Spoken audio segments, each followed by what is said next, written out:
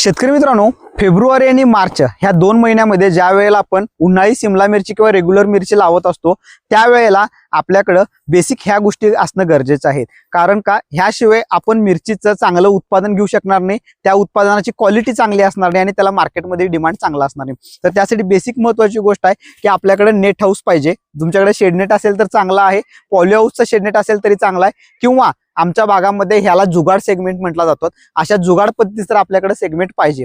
ह्याचा खर्च किती येतोय काय येतोय ह्याचा एक मोठा व्हिडिओ आपण वेगळा टाकलेलाच आहे। ही गोष्ट महत्त्वाची पाहिजे आपल्याकडे। दुसरी महत्त्वाची, मल्चिंग तर आपण कंपल्सरी करतो, पण मल्चिंग मध्ये डबल लॅटरल पाहिजे आपल्याकडे।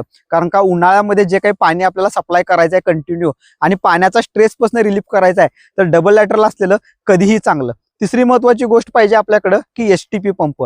बरीच लोक अजून पाठीवर पंप घेऊन मारतात, त्याचा पंपाचा प्रॉपर युटिलायझेशन होत नाही, प्रॉपर प्रत्येक रोपाला औषध पोहोचत नाही। जे काही फर्टिगेशन ड्रिपनं सोडणार आहे आपण त्याचंही प्रत्येक ठिकाणी खताचा डोस प्रॉपर जात नाही। त्याच्यामुळं एचटीपी पंप हे कंपल्सरी आपल्याकडे पाहिजे।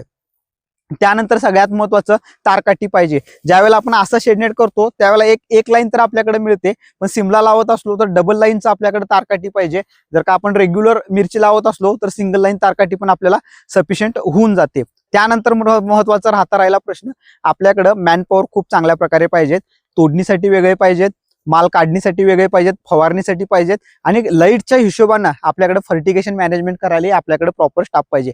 हे असेल तर 100% उन्हापासून स्ट्रेसपासून पण आपण वाचणार आहे, माल क्वालिटी येणार आहे, सनबर्निंग होणार नाही, मालाला चांगलं मार्केट मिळणार आहे आणि उत्पादनही खूप चांगल्या प्रकारे मिळणार आहे। तर ह्या नियोजन करा। उन्हाळी सिमला मिरची असू दे, मिरची असू दे, ह्यामध्ये 100% आपण सक्सेसफुल होऊ शकतो।